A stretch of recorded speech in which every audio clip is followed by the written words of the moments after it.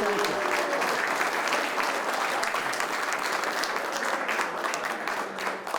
you. Wow, it's great to see everybody, but we need name tags. My memory, I can't remember who everybody is. It's just great to see so many people. My talk tonight is going to be kind of short. It's going to be mostly about the beginning of Evelyn boats, building Pachine in my garage at home, then building the 29 at Mysitc Seaport. And I'll show some slides of the later boats. But it basically is going to be fairly short. I gave a talk at the Noank Historical Society a couple months ago. And it was on a Wednesday. And none of the Mudheads could come. Well, I gave another talk in Rhode Island at the West Bay Yacht Club 20 years ago. Probably the last time I saw these slides.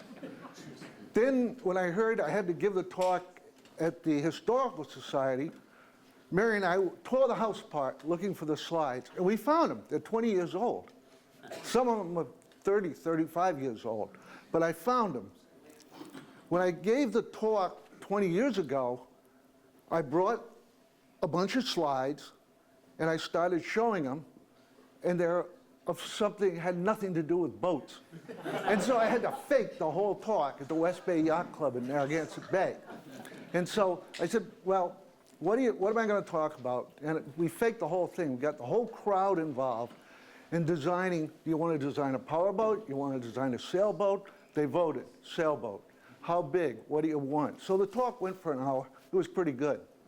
Then I go to the Historical Society. It's supposed to start at 7:30. About 25 after 7, after getting the slides all in order, I tripped walking in, dropped the carousel, the lock wasn't on the top, and they went everywhere.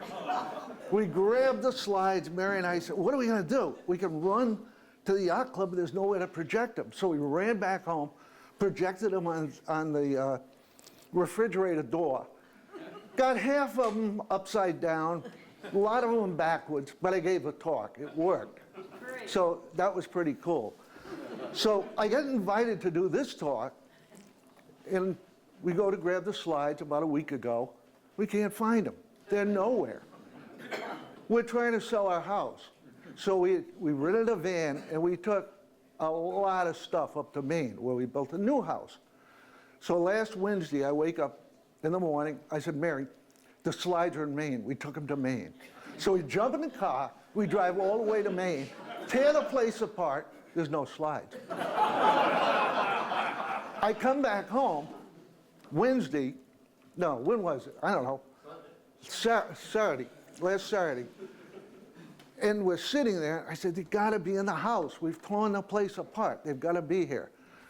Fortunately, Mary goes out in the garage, which is a mess. There's boxes, all kinds of crap. She opens up a box, finds the slides, walks in and gives them to me. That's what we've got tonight. So it was a lot of work. Yeah, how much did you pay for this? Yeah, right. Let's see if we can figure out how to work this. Okay. Whoa, see, I brought the wrong ones. That's my cat.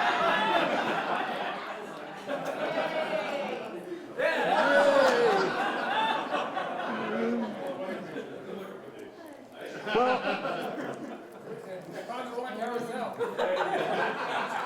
when I married Sally, I never sailed. Okay, I'm in the way. I don't know where to move. I had never sailed. I had never been on a sailboat. When we got married, we moved to Groton Long Point. We lived at Clubhouse Point. I looked out in the water. I didn't know what it was. I didn't know what Fisher's Island Sound even looked like. That year, we bought a house in Noank, and it was right on BB Cove, and I met a lot of people in Noank that sailed, and they asked me to go crew with them. And so I did a little bit of sailing with Dave Campbell. My next door neighbor asked me to go on the Ram Island race, but he had never done it. He borrowed a spinnaker. His wife was a nurse, so he used a crutch, tied it to the mast for the spinnaker pole, and we went on the Ram Island race. Then the next year, that's called an aqua cat. It's a little catamaran.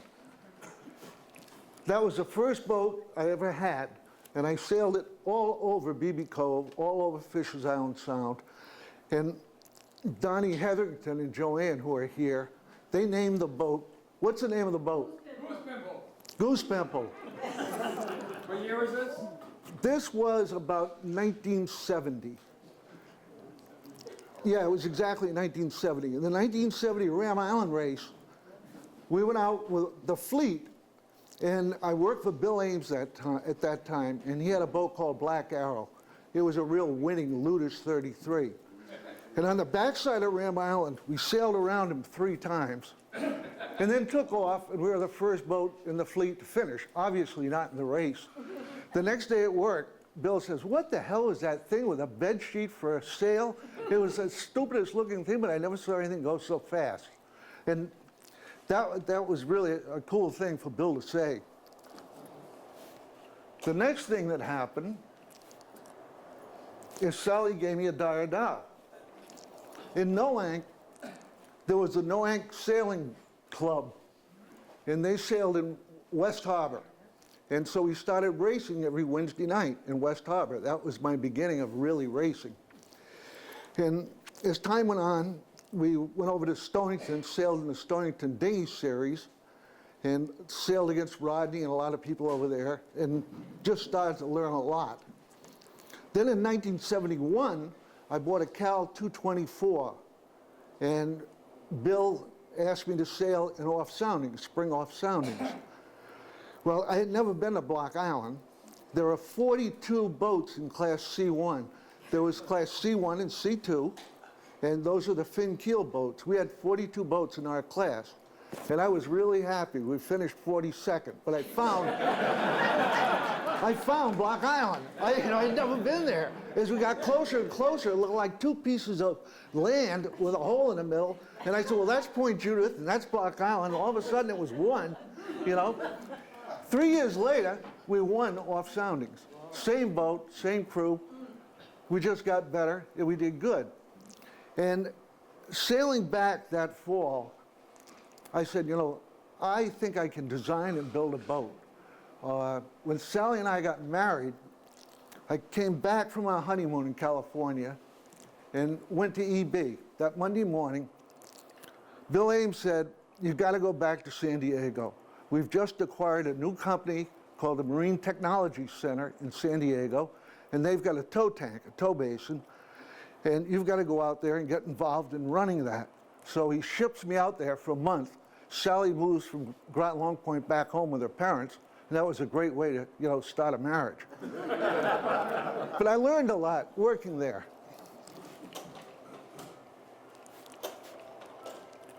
That's Pachin, the first boat. I need to get back here, maybe. I can do that for you. No, that's okay. That was the first boat. There it is under spinnaker. And that's a set of lines for Pachins. That's how you start. I learned how to do that by reading a Herreshoff book called The Common Sense of Yacht Design. It was really great. It was step by step about how you draw a set of lines for a boat.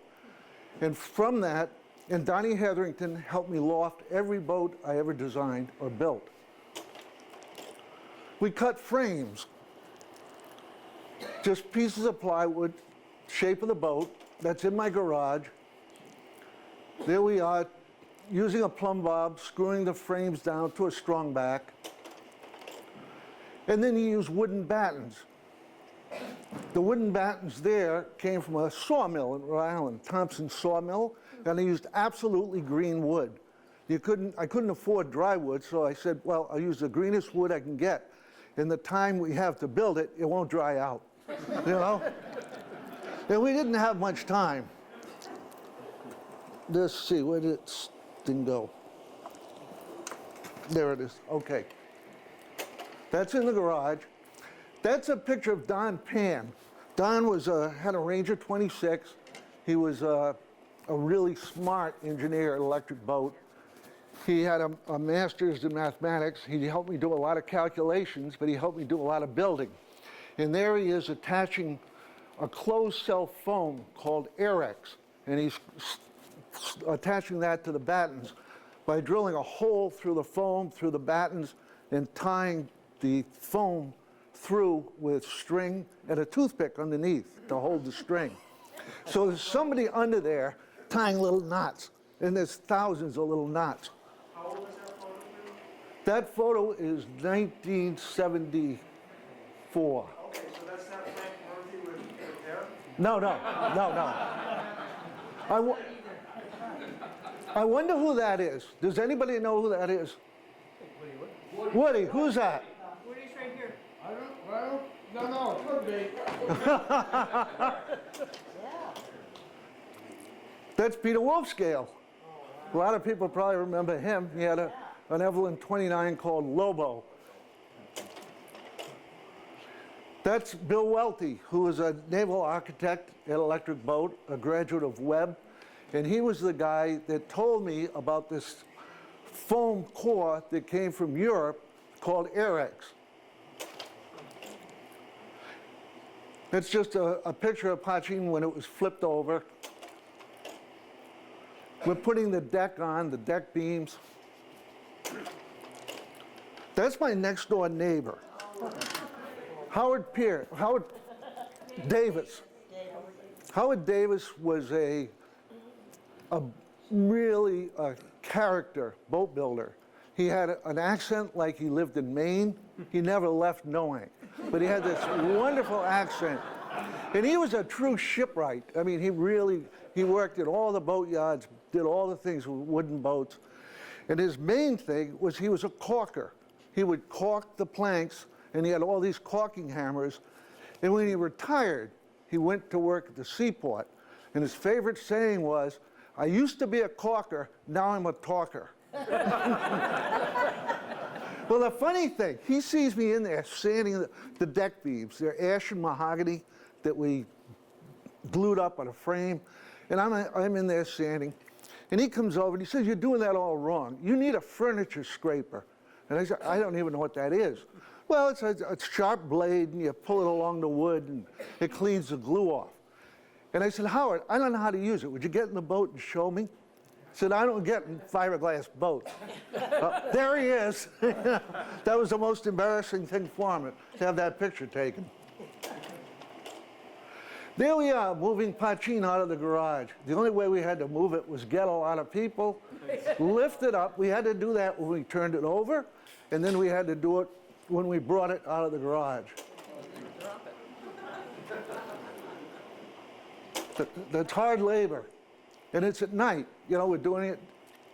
That's probably early May. And there was a lot of beer involved. Yeah, there was. Again, lifting it. Is that focused? I just had cataract surgery, so I don't know who that little boy is on the left, but he's helping.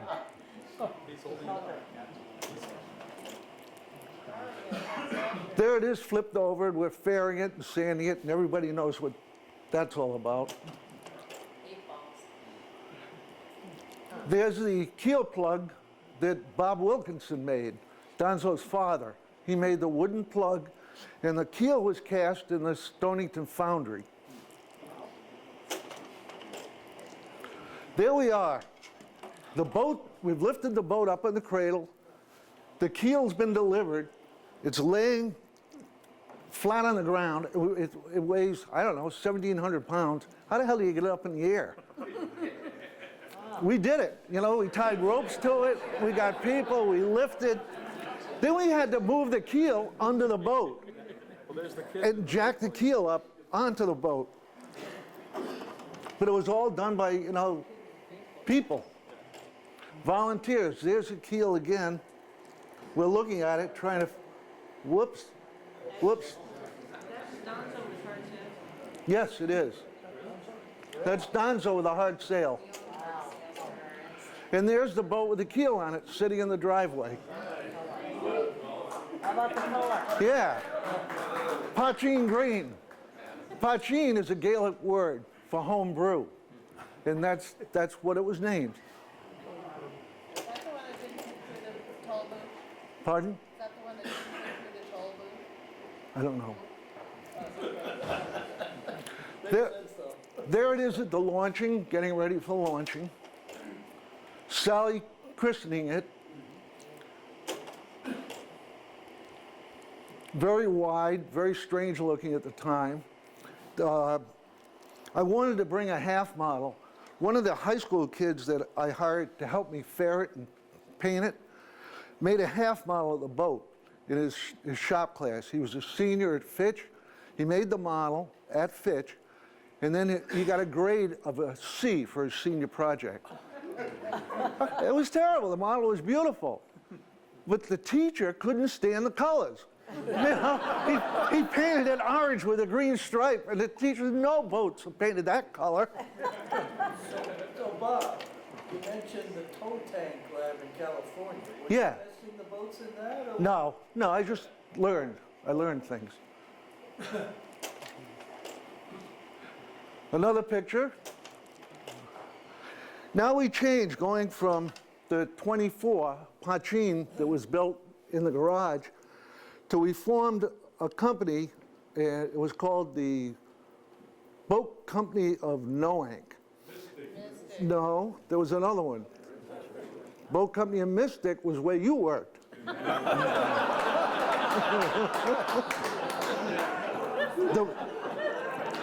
Ralph Bergman, who's here, where's Ralph? Right here. Ralph was the attorney that formed the Boat Company of Mysitc for me, and it was three of us involved. It was Nan and Ben Hall, Sally and I, and Peter Wolfscale. And the idea was to build one boat, take a mold off it, and then build two others. So we rented space at the seaport in the Rossi building to do that. That's the 29 sailing.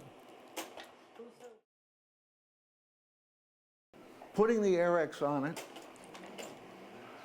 Peter Wolfscale and I don't know who pouring the resin out into buckets, cutting the fiberglass on tables. Nan, yep, a whole bunch of people on a Friday night. That's, again, Bill Welty in the foreground on the left. And we're putting the fiberglass onto the Airex. Sally up top. Tough job. Rolling it out. Now the boat's turned over, and again, we're building the deck beams, the interior.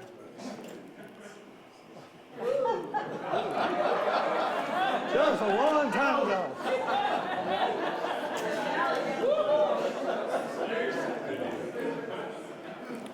Here we are, we've taken the boat and turned it back over, and we're building a mold off the boat. You wax the boat all up, get lots of coats of wax on it, and then you start laying down fiberglass and balsa wood, and you make a mold. The mold's split down the middle and the center line so you can get it apart and get the boat out.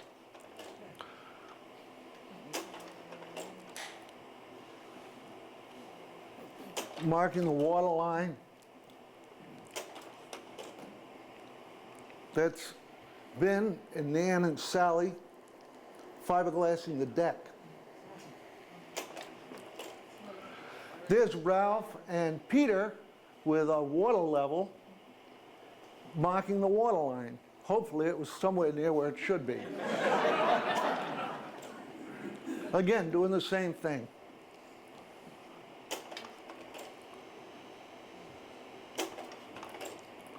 There's the mold that we took off the first hull. And there's the second hull sitting in the mold. It's so much quicker. It takes you, 500 hours maybe to build the first hull, and the second one, it probably takes you 80 hours. There's the second hull coming out of the mold. Sally and Nan. Again, the boat coming out of the mold. Glassing the deck. there I am hoping maybe this thing will float. This is a good time to tell a story. Where's Nan? Over here. Nan, where are you? Come here a minute. There's one special story, if you can get up here. You look the same, man. His eyes are big, yeah.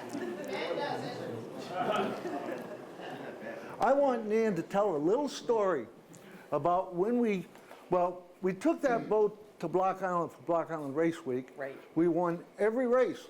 Right. And the girls, you see how hard they were working on it? And Storm Trisel Race Committee said, you gotta come. We won the Everett B. Morris Trophy, Right. best boat at Race Week. And they said, you gotta come Storm Trisel Club meeting in December where you're gonna get all these trophies. But the women can't come. That's right. Tell the story about Dave Phelps, the Providence Journal Providence Journal. guy. Yeah. You and Sally talked to him, told that story. Yeah, and he wrote an article and talked to the The yacht problem, club. right? He wrote a two-page article in the Providence Journal, Sunday Journal, Yeah. about how disgusting it was that the girls that built the boat, raced the boat, couldn't go to the awards banquet. Yep. You went, didn't you? That's right. We did go.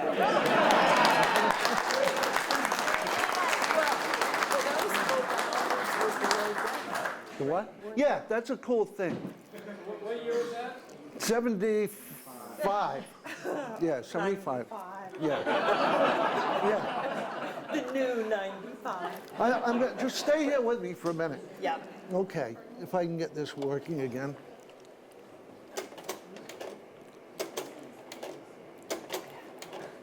I'm going the wrong way.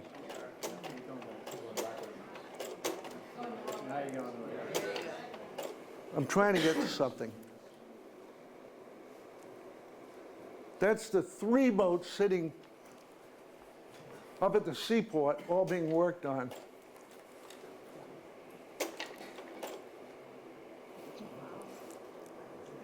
We'll get to what I want to get to in a minute. Oh, this is a little different. We took the boat to Noing Shipyard, and instead of lifting the boat like we did with all the people, we used a travel lift. I got smarter. And then the best thing was the keel's laying right there. It's on a forklift. That was good. And that was a big difference. That's the boat inside the shop right on launching day. That's a Nan and Sally with a cake at the launching party. And we sort of started a tradition. You never had a launching party without 150 people. What was the insignia on the cake? Those were the 2 spinnakers. Oh. So it was blue, with orange, and Yeah. orange with blue. And the blue one was 3/4. 3/4 ounce. Oh. And the Ounce orange and a half. one was Ounce and a half. ounce and a half, the heavy air chute. Now we're going to get to where I'm trying to get to. You can see how wide it is, really different kind of cockpit. Very simple deck layout. It had those swing tracks that could move across the deck, so you could change the sheeting position of the jib. One of the cool things about that boat's deck, and this goes back, Pachin, when we built Pachin, Ben sailed with me in off soundings the first day, and he said, and we won by 45 minutes. And he said, I would love Nan to come out and sail with us the next day, but she has to bring the dogs. So Nan flies out with 2 golden retrievers, and they sail with us. Yeah. And then they sailed with us all the time, and they sailed on that boat all the time. And they would sit on the rail, they would tack the boat, and they'd slide across the rail. Somebody would catch them.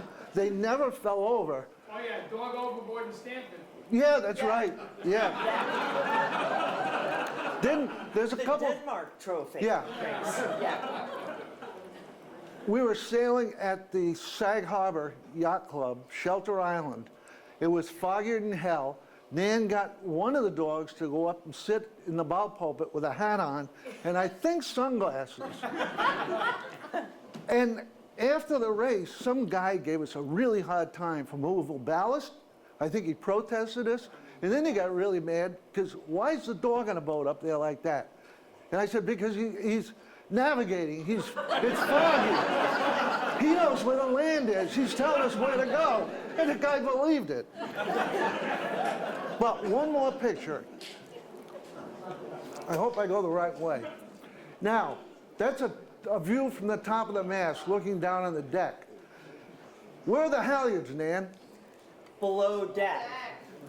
Sally and I never were tan at the end of the summer. We were down below hoisting all the sails. Yep. Yep. The main halyard was below deck, the jib halyards were below deck, and the spinnaker halyards were below deck. And if you thought about it, it was really safe. You were standing where you could brace yourself, you could get leverage, and the sails went up and down. The competitors would look, boom, the spinnaker's up, and nobody moved, you know?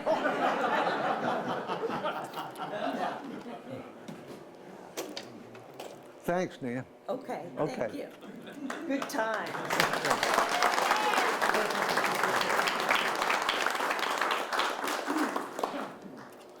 Now we're going to transition a little. These are just some quick photos of Point and Star sailing. What's that boat? Elusive. You built it. I built that boat. That Bozo? I helped. This was the first, close to the first IOR boat, International Offshore Rule boat, that I designed. It was built by the boat company of Mysitc, owned by Whit Batchelor and Bryson Hall. Bryson is still active sailing my boats today. He was one of the many helmsmen on Hooligan.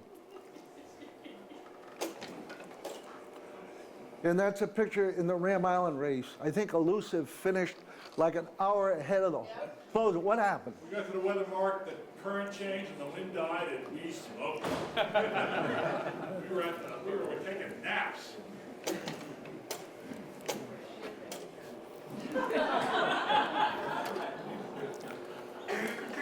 We're just changing slides a little bit here.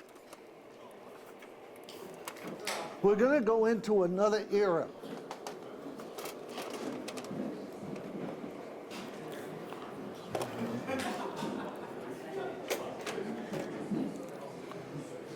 This is Nan christening the quarter-tonner that we built and took to the quarter-ton worlds in Corpus Christi, Texas. We built the boat in like 13 days. It was called Potent Star, and we sailed the boat in the North Americans in Hilton Head, and we had to get in the top 10 to go to the Worlds. We finished 4th, and we went to the Worlds in Corpus Christi, and we went like 2 or 3 weeks early so we could practice and sail. At the end of Wednesday, we were leading the World Championship. On Thursday, we were in 2nd place, and on Friday, we finished about 35th. That was the end of that. This again changes to Formula One. Formula One was a 1-ton boat designed to the, I don't know what year. I'm guessing later than 75, I'm guessing 77. And again, pardon? 77 Point Star. Okay, in 78. Hey, Nan, you owned it.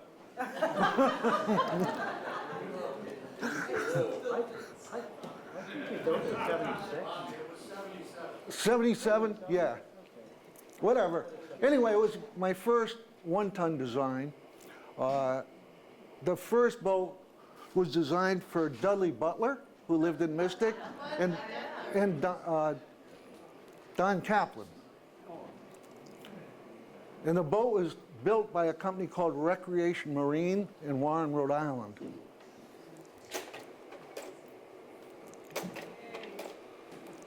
Who's that dog? That's the navigator, yeah.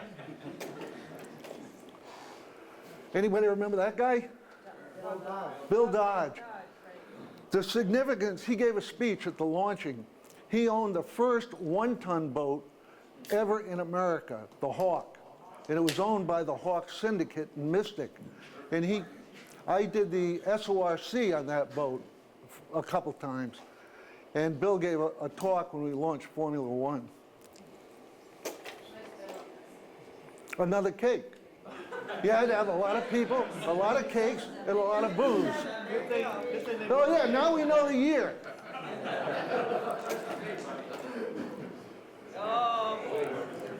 Now, as we go into this boat, a lot of the Mudheads were sailing at this time on these boats. And we're talking, the Mudheads, the first Commodore of the Mudhead was 1979. And I'm reading the thing. Okay, go ahead. I think. It says right here. Right here. There's a discrepancy in there. But Oh, there is? go ahead. Well, we'll have the second Commodore explain the discrepancy. Call fast. All right. So back in the day, there's an old saying that necessity is the mother of invention, and it applies to the Mudheads. Because back in the day, in order to enter a sailboat race around here, you had to be a member of an official yacht club, a recognized yacht club.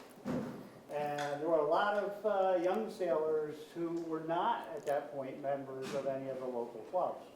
And in fact, a lot of the local clubs, if they saw you drive into the parking lot, would just turn out the lights and lock the door and hope you went away without doing some kind of damage. But so we decided that the best way to approach that situation was to create our own yacht club. So that's essentially why the Mudheads got formed. And it started right around here, right here in the Mystic River, right outside. There's a little place down here called the Mystic Wharf. Tim Lee's old boatyard, little tiny hole-in-the-wall boatyard over there. There are a couple of kids working there that were part of that organization, part of the original Mudhead organization, and that's where it all started. We started sailing on a lot of boats. This was one of the later boats, but early boats were things like Shaken, which was a tartan pan, Jet, which was Chris Noise's modified PT-30, and Bob's boats, Formula One, and Point Star, all those boats back then.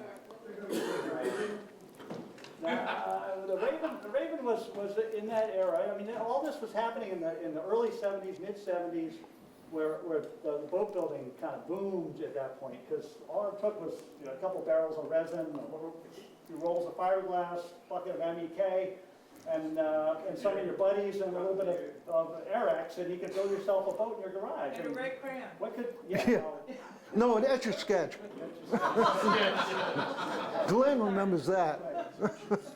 So that's where it all started, and we had a lot of fun sailing these boats back in the day. So, Thanks, really Carl. appreciate it. Okay, thank you. Thank you. A winter of real report, right here. Yeah, right. Now, where is that damn thing? Under here. Okay. Again, Evolution getting launched, I believe, in Florida, getting ready for the Southern Ocean Racing Conference.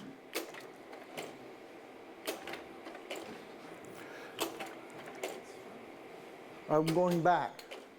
Evolution, I built for Will Zimmerly. Now, a few people might remember that name because he was pretty famous. I got subpoenaed by the federal government, and I had to go to court because Will was a big drug dealer. And some of the people that sailed on the boat were somewhat involved with him. Well, the FBI came Some to... knew nothing about it. No, the FBI came to Formula Yachts on a Friday afternoon. They showed, well, Sally called me at EB. She said, you better get over here quick. So I came over, and there's these two guys. They're in there. They've got subpoenas. Then they start showing me pictures of myself. For the last 2 years, they were watching us. They had pictures of us at the SRC, down in the Caribbean, everywhere. So I went to the grand jury, and I gave a talk like this. It was unbelievable, you know? I explained to them that, yeah, I got a lot of cash from Willie, and I put it all in a bank in separate accounts under $10,000. But I did it legally, and I paid my taxes on it. It was declared right on the income tax. And I said, back then, every boat I sold was almost sold for cash. All the big boats were sold for cash. I had maybe 20 dealers around the country. They all bought boats for cash, and that was what was done in this country. And I left the grand jury hearing, and unfortunately, Willie and his wife Joy ended up going to jail for quite a while. But right the day that the FBI came to my office, I had launched a brand new 32 for Willie. It was at Knowing Shipyard. I called up probably John Holstein, yeah, at that time. I said, get that boat out of the water, and we're gonna go hide it. Because what they did is they took all of Willie's assets. Maybe not all, because he's still living pretty good. But anyway, we took that 32 and we stashed it. And we got out of jail, we gave him the 32. So that was pretty cool. He was a good...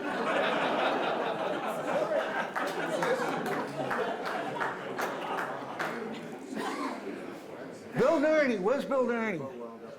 Bill. Here he is. Where's Bill? Right there. Bill, what's this boat?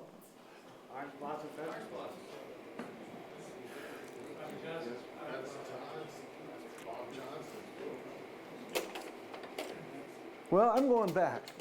I'm wrong. Who's that? Who owned that one? That's not your boat? No. Okay, we're going to tell another story. Bill Nerney and his wife Kay are sitting back there, and when the Mudheads were just getting started, Carl wanted to take a boat to Block Island Race Week. And somehow I thought of maybe asking Bill if we could borrow his brand new Evelyn 36 one-ton. Bill said, sure, I'll let the kids take the boat. And we were shore sail dealers at that time. Doug and Bill Shore in Newport. Sally and I had them down, and we went to dinner in Stonington, lunch with Bill and Doug, and we said, we got a proposal for you. We'd like you to make a spinnaker with a Mudhead logo on the spinnaker. They agreed to it. So the spinnaker was built, brand new, put it on the boat. The only person in the whole crew that knew about it was Carl, I think. No. You knew about it, right? So at the first spinnaker set, tell about it. Well, we're out of race week, and we set this spinnaker. We're racing against, well, what was Alethea at that Right. point, which is a custom boat. Heineman. Not, well, John Holstein. It's John Heineman. Poor John Holstein. We were able to set that chute and stay in front of him. And you won the regatta. We won the class at Block Island Race. Yep. By 1 point. No, it was actually, I looked back at it, it was by about 6 points.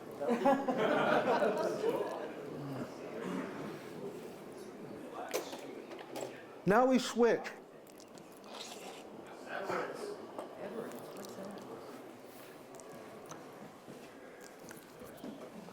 When Jimmy was working for Witt at the boat company of Mysitc, where's Jimmy?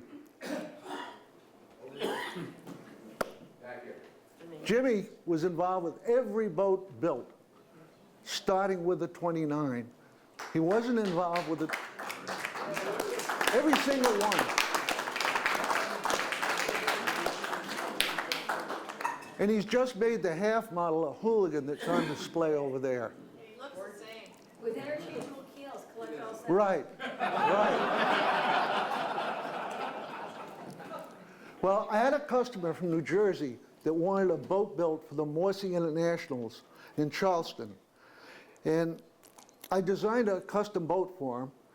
And then Morsey was changing their rule. They were always fiddling with a rule. And I said, we can't build a boat. They're going to change the rule. This boat is not going to be the right boat. So they changed the rule, and we had about 3 months before the regatta to design the boat and build it. And Jimmy was in charge of getting the boat built at the boat company in Mysitc. Yep. We took it to Charleston, and again, won the Morsey International Regatta. And in the contract, but in the contract for the boat was my right to take a mold off it. If the boat won the regatta, at no cost, I could take a mold off it. So I took the boat up to Rhode Island to Ryder, and they flipped it over, they made a hull mold. And then that was the start of Formula Yachts. It was, Donzo built the mold in the big shed at Noe Shipyard. he built the deck mold. No, he built the hull mold. Okay, okay. I don't believe it, but yeah, whatever. But Jimmy, he's got a better memory, he's younger. Jimmy was there. Yeah. Every day. All day. Explain about a little, what What's you've that? done. What you've done on all the boats. All the boats, well, the first one I worked on was Point and Star at the Rossi Mill. And then I went to school and I helped these guys with, in between school, I helped with Formula One. And I raced with you guys. I raced Ripple at Block Island Race Week. And then the lieutenant let me leave for a week, which I wasn't supposed to do, to go sail with these guys at the one-ton North Americans in Newport, which we became famous for when we got rammed by Harry Macklow. Remember that? Yep, yeah. And then after that, I went to work for the boat company Mysitc with Whit and Bryson, and we built the IOR Evelyn 32s, and then we built Seldom Seen, the prototype, along with a bunch of other chance boats and all sorts of stuff we built there, but Holland boats. But then we built Seldom Seen, like you said, in like 8 weeks or something. Yeah. We built the whole boat for the Morseys that year. And then you got the boat back, Went into business. went into business. Donnie and Dennis built a mold at the big shed in Noe Shipyard. Yep. And then you rented space again at the Rossi Mill to go into production with the 26s. And I never worked at that part at the Rossi Mill. I was still at Boat Company Mysitc then. And then after, when you moved to the big shed at Sunico in Groton, that's when I came to work for Formula Yachts. And then it Built was- Evolution, Built all of them. all of them, all of them. All of them. Lots of them. 26s, 25, 25 and a half, 32s, you know, you name it, all of them. Blue Jays. Blue Jays, Seacraft power boats, you name it. We, you know, church steeples, all sorts of stuff. Whatever somebody's willing to pay money for. Yeah, we built Paul Connors the top of his house. Paul's here somewhere. The White House on the top of Paul's house, we built that. A funny thing about the 26, it had a dagger board, and it had a lifting rudder. And Donzo and I launched it, no, go back. We went in the Thames Yacht Club Regatta. Ben was steering. We had the Donzo and the whole crew that we were gonna go to the internationals. And the dagger board trunk of the boat only came in the hull about this high. Well, we were going really fast downwind, and all this water's shooting up. It's filling the boat up full of water. Ben's screaming at me to get back up on deck. I'm pumping and bailing like crazy to kind of keep the thing from sinking. That was a bad design. So, so then we had to bring the daggerboard trunk all the way up to the deck to seal it, so the water, when you're going fast, wouldn't come in. But the coolest thing is, when we launched Seldom Seen in Carolina, we had the daggerboard up and the rudder up and the outboard on the back. And Donnie's going along with the outboard. We're going down this river, and he turns it. And the boat spun like a race car. It went around and around and around in circles. And people saw it. We didn't know it would happen. It was hilarious what it was doing. Hey, Bob, with that said, go back to your early youth and talk about your race car driving. Yeah, that's it. Yeah, there's some pictures here of cars. Yeah, that's for sure. No, you're gonna talk about this is important to your Nothing sticking in the water, just a big flat bottom boat, basically, you know? Oh, my God. And all the dagger boards. Yeah, part of this fiberglass work came from the fact that I raced cars, sports cars, when I got married. I knew nothing about sailing, but I knew a lot about fiberglass because I learned by fixing the cars that I raced. There's a picture over there of the Daimler SP250, fiberglass body, aluminum V8, real fast car. I raced it at Daytona Beach. I raced it a lot all over the East Coast. And there's a couple other pictures. Let me look. Good picture, yeah, it's how. Yeah. This picture is significant. Nope, that's the wrong picture. I'm not going to show that one. Forget all that part. We'll get to it. I'm going to show a couple pictures here, Jimmy, of aberrants. Thank you. Thank you, thank you.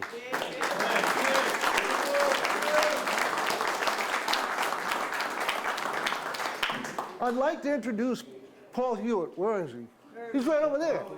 Paul bought one of the first cabin keel models of the 26, and it was called New Wave.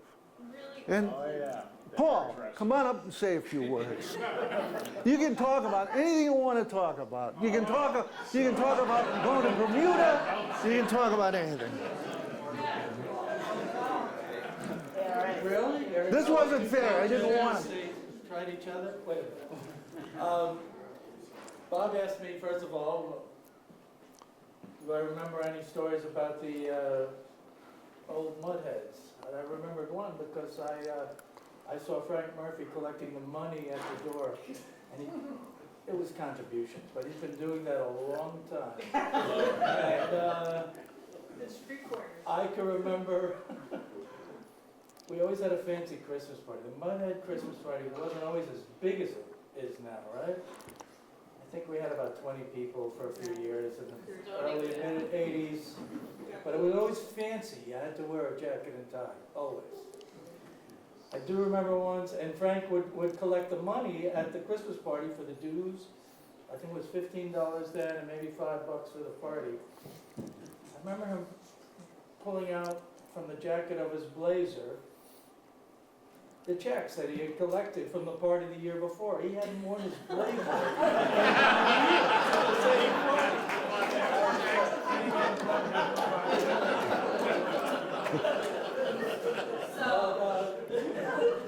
New Wave was fast, we knew that, and we always sailed with good people, and we won ECSA overall that year. Right. I was there. But I'm wearing my stainless shirt. And one of the, stainless was the first Evelyn 42. All of you know Hooligan forever. Yeah, hooligan. Hooligan was the second or third. Stainless was the prototype, and the difference between stainless and Hooligan was, I think stainless was about 1,000 pounds lighter. Probably, yeah. It was fast. Hooligan was the cruising model. It had two heads. I think we came out with stainless in '85. Right. I think we won ECSA overall, didn't we? Yep. We couldn't be beat, but that was PHRF. And the other competing, they always had competing alphabet ratings numbers, right? Right. The other thing was MHS, IRC, whatever they called it. We didn't rate that well in that rating system. the ultralight at that time probably, penalized you. And I remember Block Island Race Week, we couldn't be beaten BHRF, like I said, but Block Island we didn't win. And our nemesis was that boat, it was the flagship of the New York Yacht Club. What was that nemesis? It was a McCurdy Road 62. Remember that? It was and they sailed it really well. And we took second at Block Island Race Week. That was IRC or MHS. Yeah. And they beat us. And we had a good crew. And we had next year in the Bermuda race the same crew. So we were doing Stainless? pretty well. Stainless. But what was the name of that boat? That the fluid? Arena. No. Arcadia. Acadia. That was. They were good too. It was a beautiful boat. Well, they beat us at Block Island. We got second. So now the second year we're going to Bermuda, and the thing they always say about the Bermuda race is it's a navigator's race. And this was '86, and in those days you didn't have the internet. We had egghead navigator Bob Evelyn. We were talking about the boats, but Bob was our navigator. Today you would track. You could pull down your satellite photos, you could pay Commander's Weather, first of all, $500 or $600, and they'll give you the track you're supposed to sail with your boat.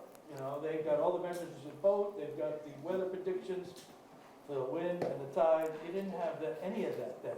And if you want to save the $600, you'd pay $150, you'd buy a program. It didn't exist then. Now, I remember Bob, for a month before at least, he told me he's tracking the Gulf Stream. The thing about the Bermuda race is you have to cross the Gulf Stream to get there. And it runs south? It runs against you, south and east against you. So, but if you hit it right, there are these eddies that today you can get from a satellite shot, and they'll put you going in the right direction. I remember the second, and Bob had his plan for a month. We're going to hit this eddy. We're going to hit it just right. And second night, I think, we were becalmed. And we were becalmed, right? It was a really slow race. Ben Hall told me to go below and tell everyone to go below. Yeah, go below. We used to do that with the 26. And He everyone, said that, we used to tell all the crew, go below, because then the boat would and run. I told everyone, You know? everyone else said, which side's that? But the jib is backing. We said, okay, tack, roll tack, roll tack. 5 minutes later, it's backing on the other. We did this for 45 minutes. We realized, well, we got no wind, but we're in current. You know, we must be in the Gulf Stream. It took us that long to figure it out. But we went for, it was a really slow race. 24 hours. Typically on that race, the navigator will tell you how many miles you traveled in a 24-hour period. 200 miles, 300 miles. At this 24-hour period, we knew we had not sailed 1 mile under our own steam, but the navigator told us we had sailed 75 miles right down the rum line. And I knew then that we had won this race. This was the next day. And we was looking next to us at all the hot IOR boats. So I knew we had won the race, which charged everyone up, and we were just reaching, you know, the rest of the day or two, you know, and no one went to sleep. We won it. We beat Acadia by 50 minutes, which sounds like a lot. It's really not. Over drifting for 4.5 days, you know. But we did. We won that race. And that wasn't the boat. That was our navigator. Thanks, Paul. Thank you. Yeah. Good friend.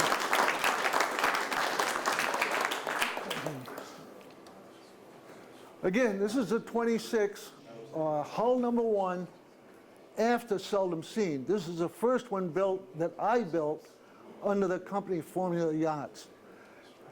Kind of a cool thing. We ran, after winning the Marcy Internationals, we put ads out in magazines, we put ads in newspapers, we put ads on airplane brochures. And I got a call from a guy from Miami, a guy named Dr. Ants Lietma, and he was a doctor of oceanography.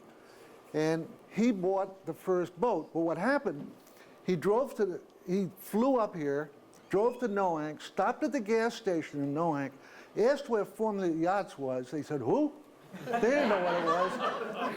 He calls Sally. Sally calls me at work. I called him back, I said, you gotta go to Noank Shipyard, there's a couple guys down there trying to make a mold. That's Formula Yachts.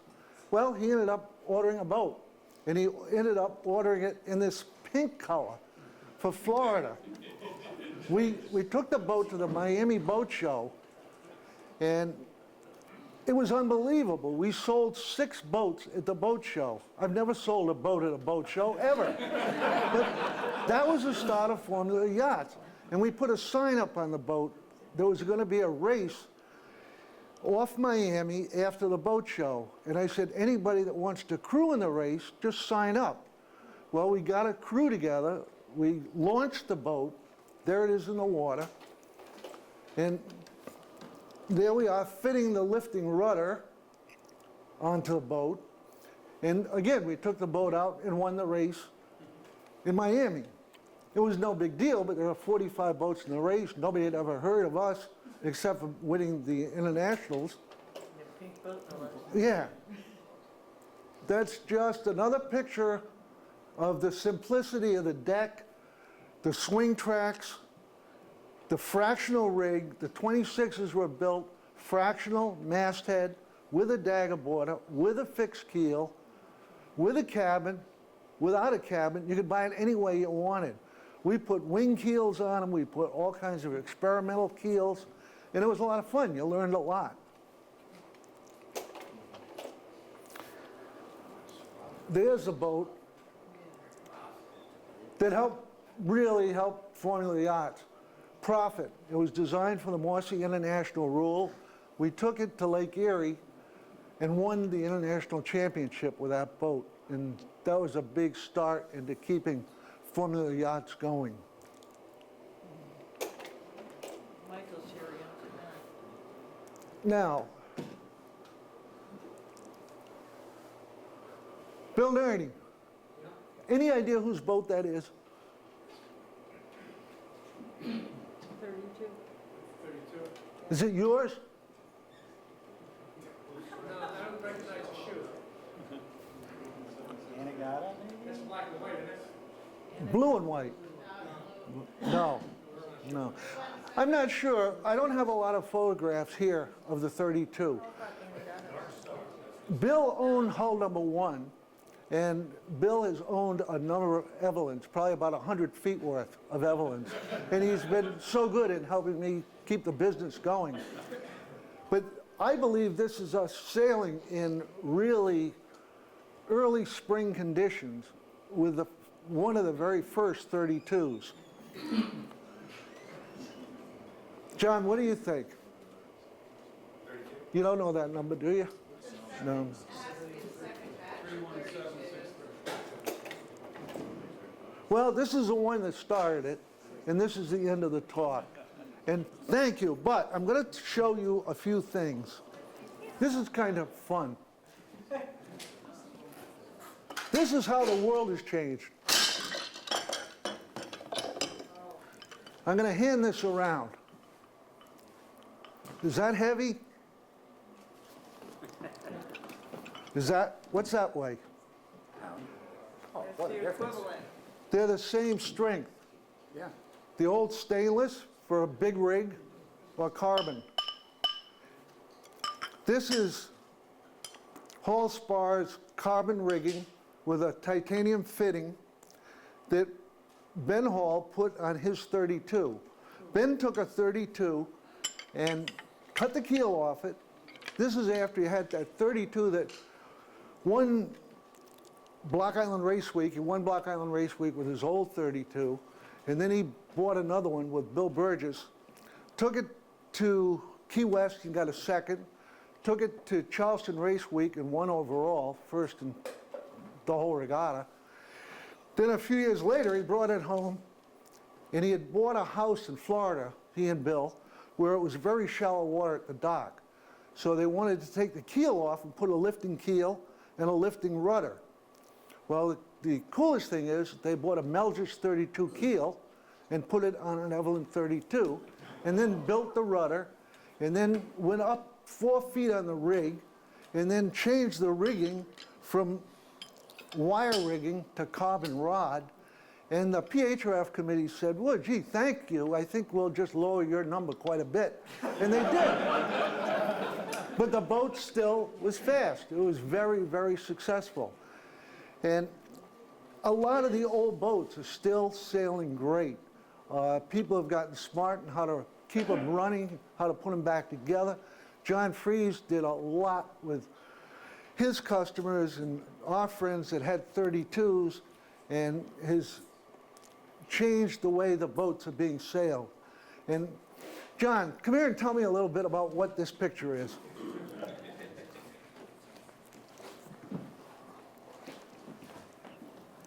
That's a picture of Remedy. You guys probably remember when we had this boat. This is 2005 in Key West. We took the boat down, and we had never sailed the boat against another 32. You know, you sail at home and you hope you're going to be pretty fast, and you don't really know. So we went down there already, and I think there were 8 other boats that year, and we finished in a 16-boat class with 8 points, which was not so bad for the weekend. And then we took the boat home, put the boat back in the shed, worked on it again, and then we won Block Island Race Week the same year. Yeah, this is even of all the sailing I do on a lot of big boats, Grand Prix boats, this is one of my favorite all-time boats to sail. This is a boat that definitely changed the course of my sail designing career and my sailing career, because you know, we got the boat. The first Evelyn I had ever seen was a flush deck 26 in about 1983 in New Rochelle. It was a boat called Mandala. And I was a little kid, and it was the meanest thing I had ever seen. I mean, it was like, you had never seen anything that looked like it. And time went on, and my father and I bought this 32, and this is a boat that suited my style of sailing more than any boat I ever sailed, because it was so good upwind. And that was not always the perception of them. You know, it was something we've talked about a lot, especially when it's windy. This is definitely in my all-time favorite boats I've ever sailed. So thank you. John, tell us a little bit about your latest project. Which one? Oh, my 26? Yeah. Yeah. So that's a long story. I was thinking about how many length of feet of boats of yours I've owned. Technically, I've owned 3, but one of them I never finished. So I ended up with the Stealth, which some of you guys have probably seen, that the kids had. And it is going to be pretty cool. It's going to be a flush deck, masthead, fixed keel. So if you think about all the iterations, it's probably the only combination that didn't end up doing. It's going to be pretty cool. We're putting a 32 keel on it, which we got from Ben and Nan. Thank you. I almost killed myself sitting around the pickup truck. That's a whole other story. But yeah, so that boat will probably sail the middle of this summer. It's going to be pretty cool. And Bob and I will sail. That'll be the latest version. That'll be the latest version. Yeah. So it's not dead yet. It's not dead yet. No, we rented a shed space. We're actually doing something. Yeah, which is good. Well, thank you. Well, thanks, John. Thank you. Okay. And thank you, everybody. Thank you. Any questions? Thank you.